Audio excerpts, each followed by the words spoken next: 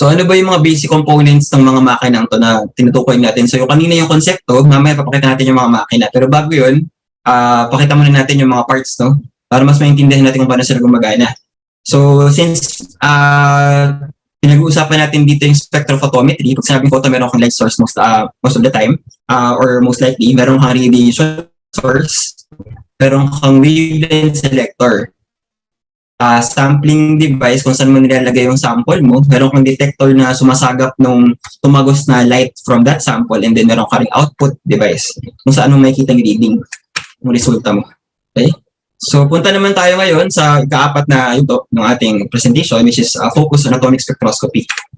So pag sinabing atomic, pinag-usapan natin dito yung atoms mismo na yung ina-analyze natin. Ngayon ang tanong dyan, paano natin sisiguro na talagang atom lang yung na-analyze natin? Halimbawa, meron kang lupa na sample. Gusto mong i-analyze, yung sabihin na lang natin na lead content ng lupa, no? So paano natin masisiguro na talagang lead lang yung ma-analyze? And daming laman ng lupa, most likely, di ba, may organic components ka, may iba-iba kang metal, heavy, tsaka light. So ang paraan para gawin yon or para maisiguro na talagang atoms yung na-analyze would be yung introduction ng sample mo sa high temperature.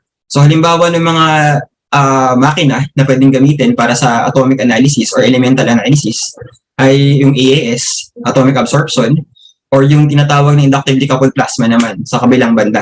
So ang kaibahan nila, mas mataas lang yung temperature ng inductively coupled plasma. Sa AAS, sinasubject mo yung sample mo into around 3,000 to 4,000 degrees Celsius. So yung flame na to nagawa sa air sa acetylene sa typical na setup, nasa 3,000 degrees Celsius siya. So imagine niyo yung sample nyo, usually in liquid form natin siya pinapapasok, no?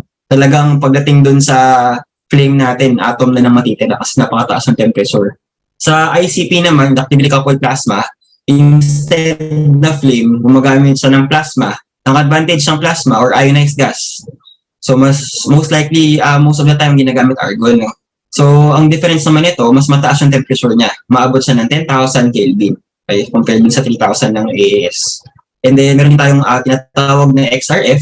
So hindi kailangan laging nasa liquid form. So meron ding paraan para malaman yung elemental composition ng mga sample nyo na hindi mo sinisira yung sample. So isang tool pwede para magawa mo yun, yung tinatawag na XRF or X-ray fluorescence. Meron mga tinatawag na handheld, meron din namang yung tabletop yung ginagamit sa lab.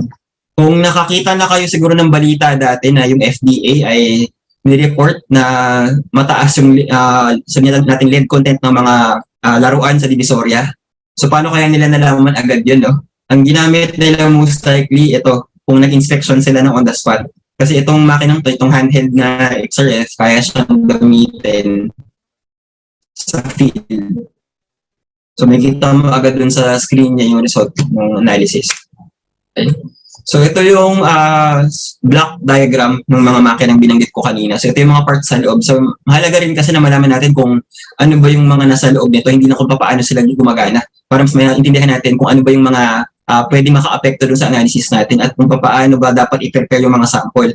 Kasi yung feeling ko yung common misconception natin bilang researchers, especially kapag hindi pa tayo exposed sa mga makina. Pag nakita natin sa, let's say sa research natin, ay gumamit sila ng AAS, gumamit sila ng UV-based HPLC para dito sa sample na to. Inaakala natin na pagpadala natin ng sample, mapatubig man yan, lupa man yan, o sabihin na lang natin isda, so malaman yung kung contaminated ba siya ng mercury, etc. Akala natin pagpadala natin mamagicin na nung mga chemist, ng mga analyst. So hindi siya ganun kasimple. So mamaya makita natin yung method sa parang overview lang para may idea lang kayo kung ano yung ginagawa ba talaga. And then at the same time, itong diagram na to pinapakita natin bago ma-analyze yung sample. So sa EAS, makikita natin mamaya meron tayong makikita na iba-ibang klase ng atomization chamber. Ito yung pinaka-heart ng AAS, no? Kasi dito nangyayari yung pagko-convert nung sample mo into atoms. Sa ICP, medyo similar siya pero may konting kaibahan doon sa ibang parts kasi ang pinaka-advantage ng ICP over AAS, kaya niyang sabay-sabay na i-analyze lahat ng metals mo. uh, sa libro or sa brochure ng mga supplier, usually 70 elements or more simultaneously. So imagine kung gaano kabilis yun compared dun sa AAS na talagang pa-isa-isa yung analysis mo bawat element. Okay? So yun yung advantage siya, kaya kung makikita nyo yung mga quotation, siguro kung magpa-quote kayo, mas mahal siya. So Flame AAS naman, dalawa yung main atomization chamber na ginagamit, dalawang klase. So yung typical na meron sa mga lab would be the Flame AAS. So mas mataas yung concentration na kaya niyang basahin, no? Ang detection limit na ay nasa ppm level. Samantalang kung mas mababa yung concentration na gusto mong hanapin or gusto mong makita doon sa iyong sample, kailangan mong gumamit ng graphite furnace AAS naman. So parts per billion siya. So ibang setup to. So may mga laboratory, testing lab siguro, or mga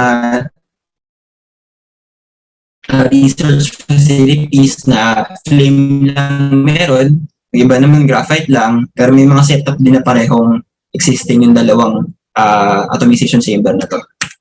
Okay. So next naman yung ICP. So medyo similar siya, no? Pero yun nga lang, instead na flame, instead na mga bakal-bakal yung nakita natin na parts. So kasi medyo mas bakal-bakal yung setup eh. Dito mas glass tayo, no? Quartz, in fact quartz. Kaya medyo mas may kamahalan yung makina at yung maintenance din niya. Kasi quartz yung ginagamit. Pero yung actually ang maganda sa dalawang techniques na to, halos pareho yung preparation, no? Kung paano mo piniprepare yung samples mo sa AAS, halos ganun din dito. With the advantage nga na simultaneous yung pag-analyze mo ng mga elements. So ito yung ICP setup natin for the tabulation chamber. And so next naman would be yung XRF natin. Itong technique na to, in all honesty, hindi ko siya masyadong gamay kasi hindi ko siya nagamit before sa previous work. Pero mas simple siya in general. Yun na lang siguro masabi ko na mas simple siyang gamitin, and then kapag medyo mataas yung concentration nyo, nabanggit ko kanina, di ba, ppm saka ppb level. Pag mas mataas yung concentration ng mga sample natin, talagang mas mainam siguro na gamitin ito kasi hindi sinisira yung sample mo, number one, saka kaya mong mag-analyze at the percent level ng concentration. So halimbawa, yung mga minahan natin, sa mga minahan natin, hindi na sila masyado na-prefer ng mga technique na binanggit ko kanina. Siyempre, gusto nilang malaman, no, kung gaano ba kalaki yung concentration, pataas yung concentration ng mga minimina nilang metals doon sa mga sites. So instead na AAS or ICP ginagamit nila, mas piniprefer nila ito kasi especially kapag mataas naman yung concentration ng, let's say, nickel, gold, ganyan, kasi mas mabilis yung analysis. So mamaya papakita natin kung paano siya ginagamit, no? So actually ito yung pinaka-sample holder niya. Hindi mo na kailangan i-digest yung sample. So yun yung pinaka-advantage niya. Wala na masyadong preparation na kailangan aside from yung tinatawag na itong pelletize ng sample o pagka-compress sa kanya dito sa sample cup na to.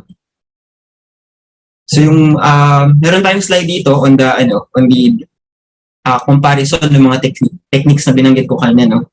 So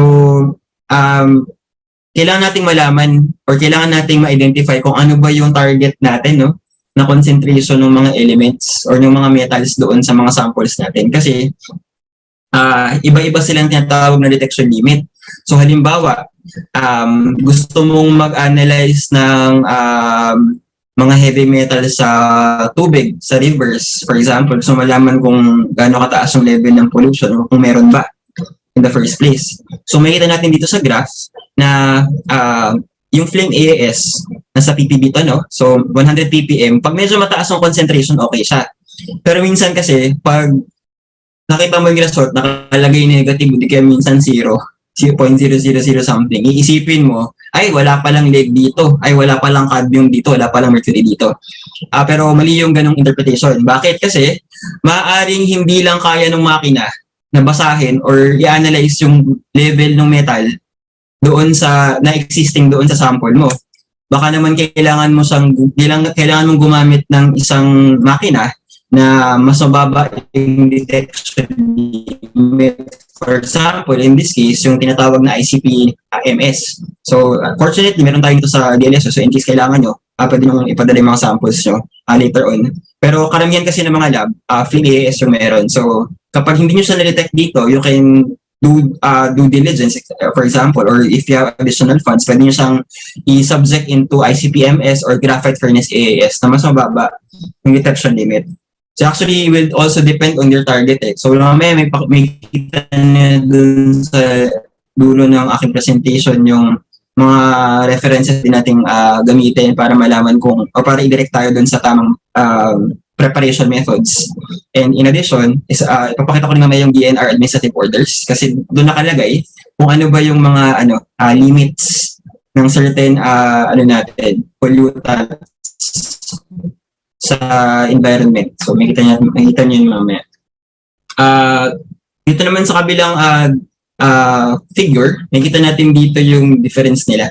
So nakikita natin dito na yung AA at ICP destructive. So ibig sabihin nun, yung sample nyo, pag i-analyze nyo sa AA at ICP, huwag nyo expect na babalik sa inyo ng buo pa. Okay? Kasi kailangan ba sa akin yung sample, no? Sa madaling sabi. Mamaya ipapakita natin kung paano ginagawa yun. Samantalang sa XRF, yun nga, kung pwede ipapelletize mo lang siya, so mas madali na gamit, hindi niya sisirain yung sample mo. So, etc. May iba pang detalye pero siguro natin i-cover muna para dito sa ating